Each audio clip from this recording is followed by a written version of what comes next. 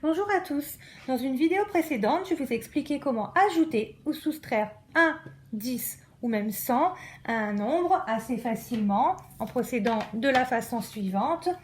Lorsque l'on ajoute ou que l'on enlève 1 à un nombre, on touche uniquement au chiffre des unités. Et quand on enlève ou que l'on ajoute 10, on touche au chiffre des dizaines. Seulement, tout n'est pas toujours aussi simple et parfois on a une petite complexité lorsque par exemple le nombre se termine par un 0 ou un 9. Par exemple, prenons l'exemple du nombre 40. Si on enlève 1, on devrait toucher au chiffre des unités. Seulement, il n'y a pas d'unité. Donc comment allons-nous faire? Si je matérialise 40, il s'agit de 4 dizaines. Je vois que je n'ai pas d'unité ici, alors que je dois en enlever une. Comment faire? Je vais donc casser une dizaine, qui va devenir 10 unités libres ici. Je peux maintenant en enlever une. Si j'en enlève une, il m'en reste 9. 9 unités et donc plus que 3 dizaines. J'écarte mon matériel. Vous voyez, il n'y avait pas d'unité. Je suis donc allée chercher une dizaine. Elle est donc réduite et devient un 3. Et ici, 9. Avec le nombre 60 par exemple, je vous laisse réfléchir quelques instants. Si j'enlève 1, on ne peut pas. On va donc chercher dans la dizaine d'à côté. Il n'en reste donc plus que 5. Et hop, ça devient 9. Vous remarquerez que quand on enlève 1, en fait, il s'agit du nombre qui est juste avant celui-ci. Juste avant 60, c'est 59. Juste avant 40, c'est 39. Avec un nombre un peu plus grand, 203 par exemple, si je veux enlever 10, de la même façon, regardez, il n'y a pas de dizaine. Je vous montre en matérialisant 2 centaines, c'est 2 plaques de 100 et 3 unités. Je veux enlever 10, seulement il n'y a pas de dizaine ici. Comment obtenir une dizaine?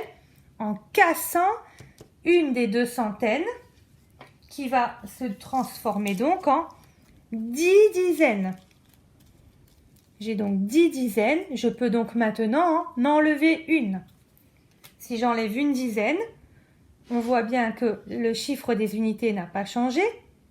Dans les dizaines, j'en ai 9 et dans les centaines, j'en ai plus qu'une, puisque c'est dans la centaine que je suis allée chercher ma dizaine. On reprend le nombre ici et on fait un exemple qui ressemble. Si j'enlève 10, pas de dizaine. On va donc chercher dans la centaine d'à côté. Il n'y en a plus que 3. Et donc on peut prendre une dizaine. Il en restera 9 et 8. Comme tout à l'heure, quand on enlevait 1, il s'agissait du nombre qui est juste avant. Quand on enlève 10, on ne tient pas compte de l'unité puisqu'on enlève 10.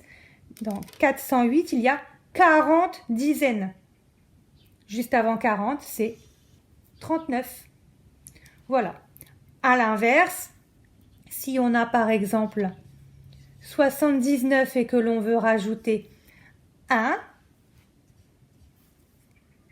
on touche à l'unité, puisqu'on le rajoute 1, comme expliqué dans la vidéo précédente. Donc 9 et 1, 10. Ah, on peut donc fabriquer une dizaine supplémentaire, donc de 7, je passe à 8 dizaines et il n'y a plus d'unité libre.